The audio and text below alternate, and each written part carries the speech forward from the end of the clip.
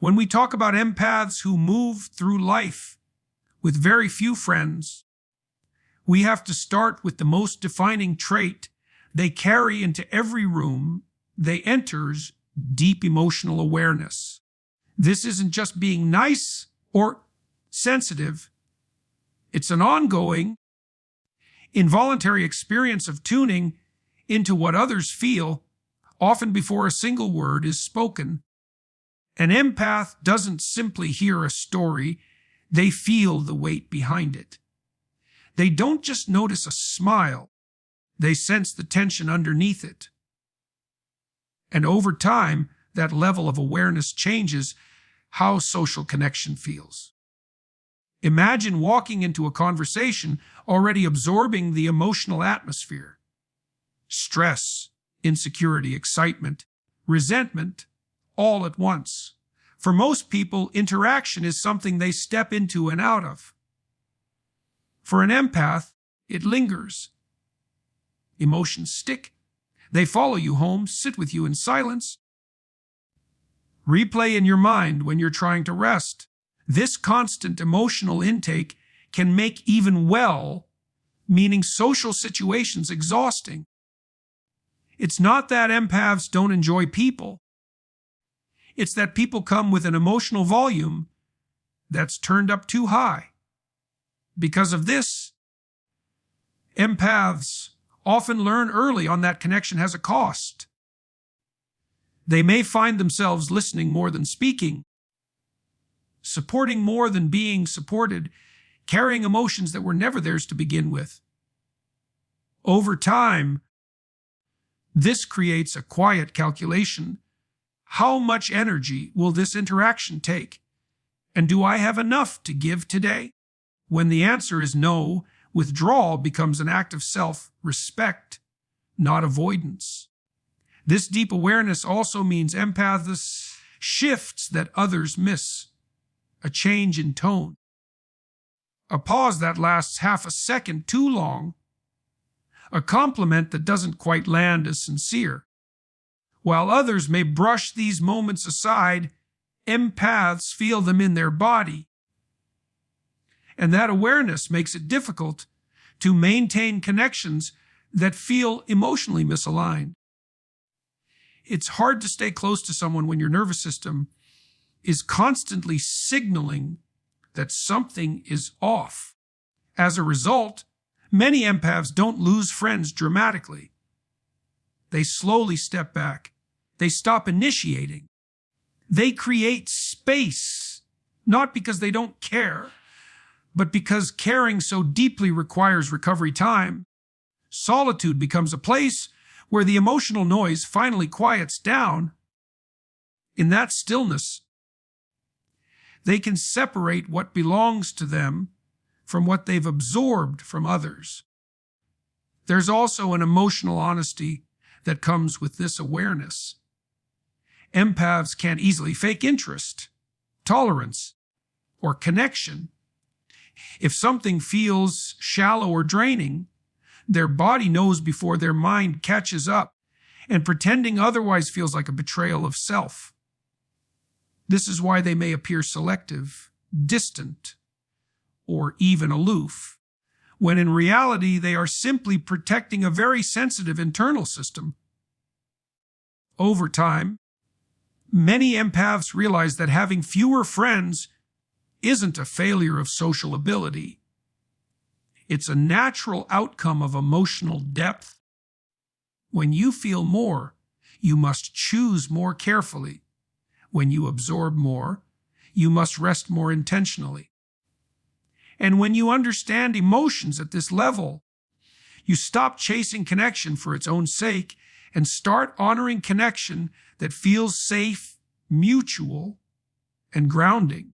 One of the quiet reasons many empaths end up with very few friends is their low tolerance for superficial connections. And I want to be clear here. This isn't about judgment or superiority. It's about resonance. Empaths don't experience connection as a casual exchange. They experience it as an emotional current. When that current has no depth, no sincerity, no presence, it doesn't feel neutral.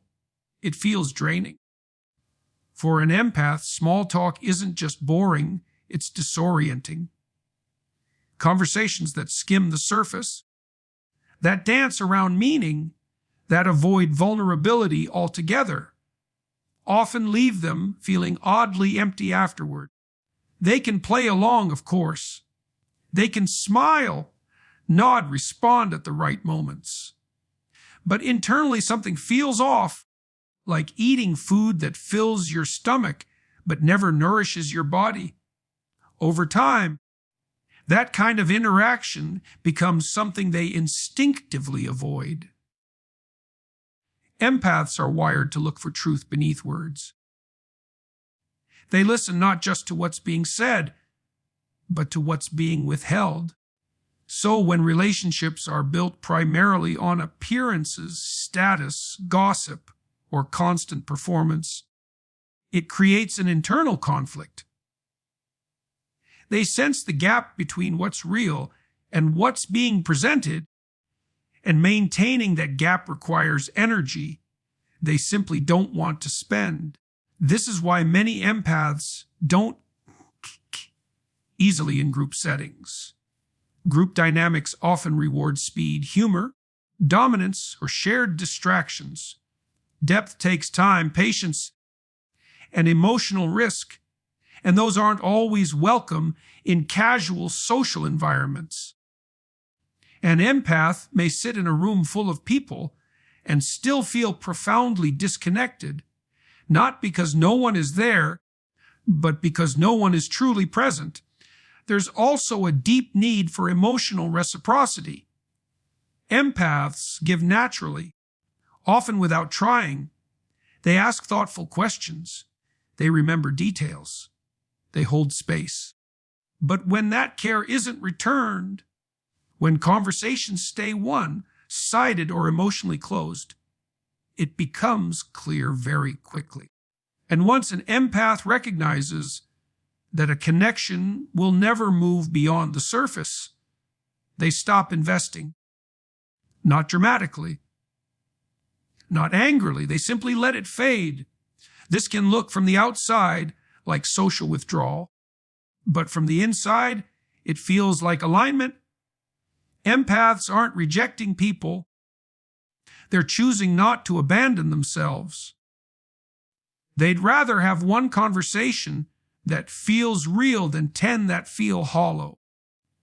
They'd rather sit in silence than force connection that asks them to pretend. As life goes on, this preference becomes more pronounced after experiencing even a few deeply authentic connections, where honesty flows easily, where emotions are welcomed instead of avoided. Anything less starts to feel intolerable. Superficial friendships don't just fall short, they actively disrupt an empath's inner balance.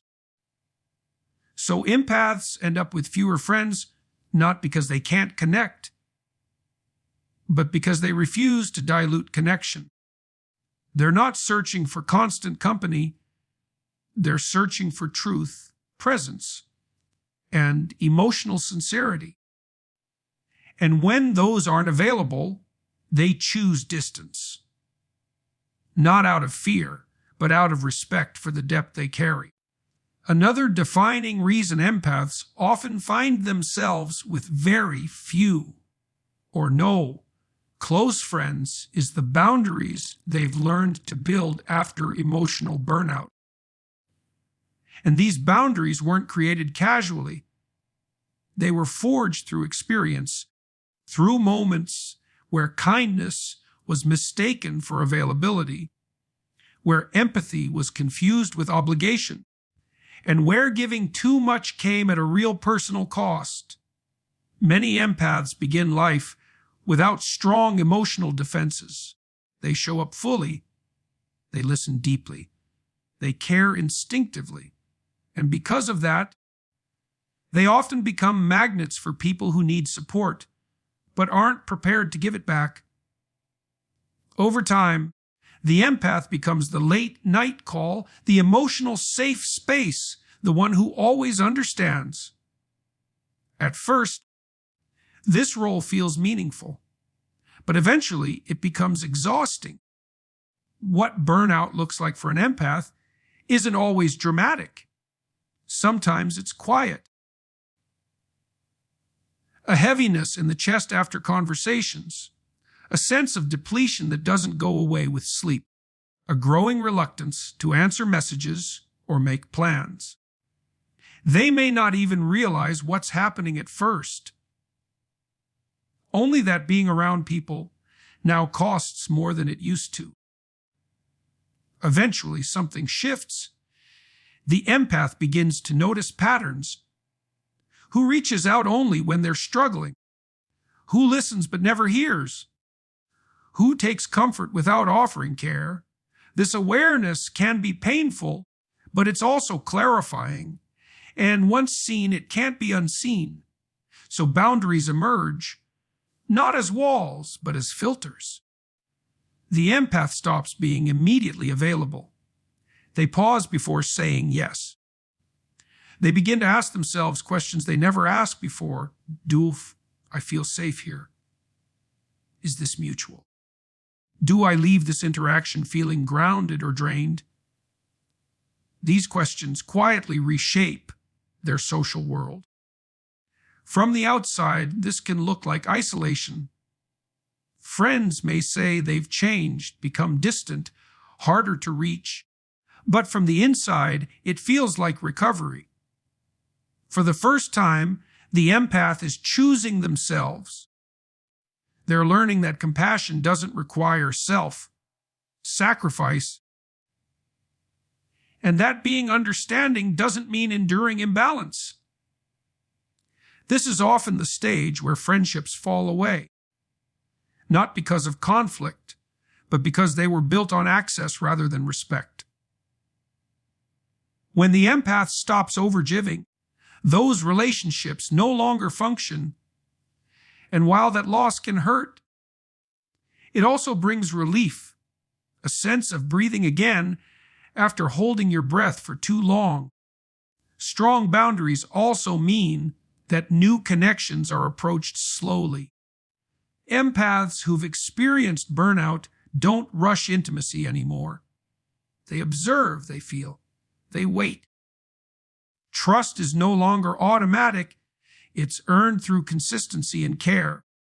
And because so few people are willing or able to meet them at that level, the circle stays small. But here's the important part. This smaller circle isn't empty. It's intentional. It's peaceful. It allows the empath to show up whole instead of depleted. Boundaries don't make empaths colder. They make them healthier. They preserve the very empathy that once put them at risk. There comes a moment in many empaths' lives when they realize that solitude isn't something to escape. It's something that heals them. While the world often frames being alone as a problem to fix, empaths experience it very differently. For them, solitude is not emptiness. It's relief. It's the rare space where the emotional noise of the world finally fades and their own thoughts can be heard clearly again. Because empaths absorb so much from their surroundings, being around people, even people they care about, creates a kind of emotional residue. Conversations linger. Expressions replay. Unspoken feelings echo long after the interaction ends. Solitude becomes the only environment where all of that can settle. It's where the empath can release what isn't theirs and return to themselves. This is why alone time doesn't feel lonely to an empath. In fact, it often feels like coming home. There's no pressure to perform, to respond, to manage anyone else's emotions. The nervous system softens, the breath slows, and in that quiet, the empath can finally recharge. What others find isolating, empaths often find stabilizing. Over time, this changes how they relate to friendship. They stop seeking connection out of boredom or fear of being alone. Instead, they choose connection intentionally, knowing that every social interaction draws from a limited emotional reserve. If that interaction doesn't nourish them, solitude will always be the healthier choice. Empaths also tend to have rich inner lives, and solitude gives that inner world room to expand. Thoughts deepen, creativity flows, reflection becomes clarity. Many empaths process life internally first, and that processing requires uninterrupted space. Without it, they feel scattered, overstimulated, or emotionally foggy. This doesn't mean empaths dislike people. It means they understand their own rhythms. They know when they need quiet more than conversation. And because they honor that need, they may decline invitations, cancel plans, or spend long stretches alone. From the outside, this can be misunderstood as withdrawal. From the inside, it feels like balance. Solitude also acts as a filter. When an empath spends time alone, they become more aware of which relationships truly matter. They notice who they miss, not out of habit, but out of genuine connection. And they notice who they don't. This awareness further narrows their circle, not out of judgment, but out of clarity. There's also a deeper truth here. Solitude is where empaths rebuild their emotional boundaries.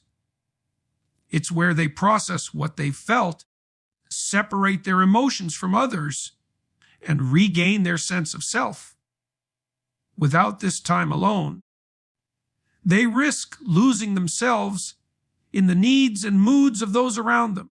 So when an empath chooses solitude over constant social engagement, it's not avoidance. It's self-attunement. It's a conscious choice to stay emotionally well in a world that can easily overwhelm them. And in that quiet, they find something many people spend their lives chasing. One of the most misunderstood traits of empaths is their heightened sensitivity to energy and intention.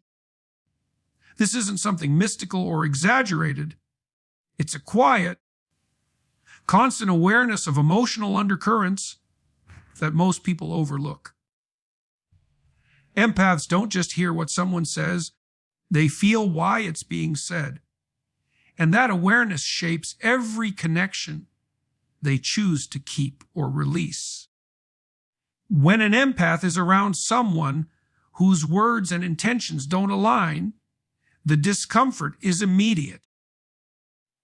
A friendly tone paired with hidden resentment, a compliment laced with competition, a promise made without sincerity. These inconsistencies register almost physically. The body tightens, the energy feels heavy. And while others might dismiss these moments as imagination, empaths experience them as clear signals. Because of this, empaths struggle to stay close to people who operate with emotional masks. They don't need perfection or constant positivity, but they do need honesty. When intentions feel unclear or self-serving, the relationship becomes exhausting to maintain. It requires the empath to ignore what they're sensing, and ignoring that inner knowing always comes at a cost. This sensitivity also means empaths are deeply affected by negative emotional environments. Chronic complaining, subtle manipulation, passive aggression, or unresolved anger can drain them rapidly. Even when nothing is said outright, the emotional atmosphere speaks loudly. Over time, empaths learn that staying in these spaces isn't resilience, it's self-harm. As a result, they become selective. Not cold, not distant, but discerning. They begin to trust their instincts more than appearances. They don't wait for proof in the form of conflict or betrayal. The feeling is enough. And once an empath senses that a relationship lacks emotional safety, they quietly step back. This can create the impression that empaths are difficult to please or overly sensitive. In reality, they're responding to information others don't register. Their nervous system is finely tuned, constantly scanning for emotional congruence. When that congruence is missing, the body reacts long before the mind can rationalize it away. Interestingly, this sensitivity also allows empaths to recognize genuine connection almost instantly. They feel grounded around people who are emotionally honest, even if those people are imperfect or struggling. The energy feels clean.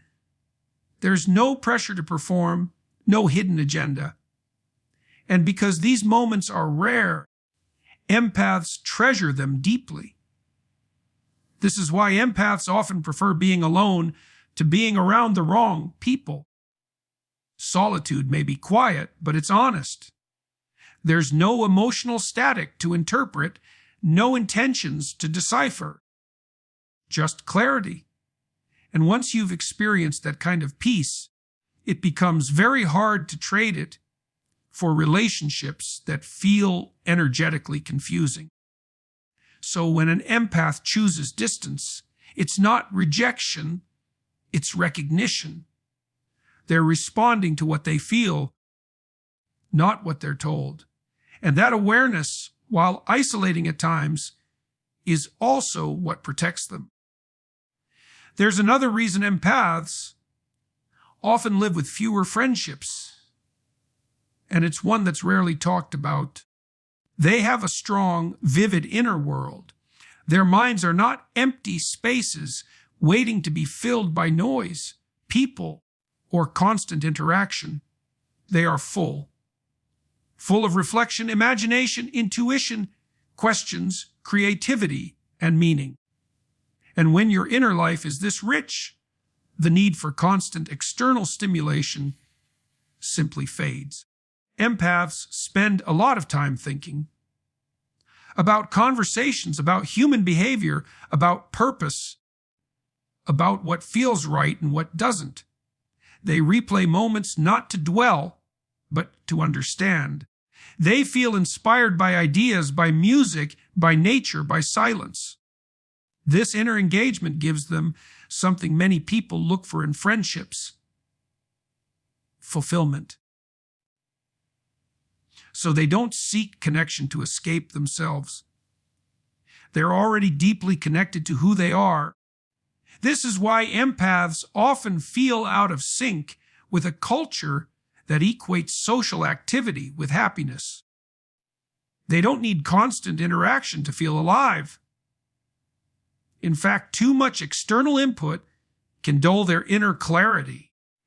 While others may feel energized by busy schedules and constant company, empaths often feel scattered by it. Their inner world thrives on space. Because of this, empaths can go long periods without reaching out to anyone and feel completely at peace. Not because they don't value relationships, but because their sense of meaning isn't dependent on them.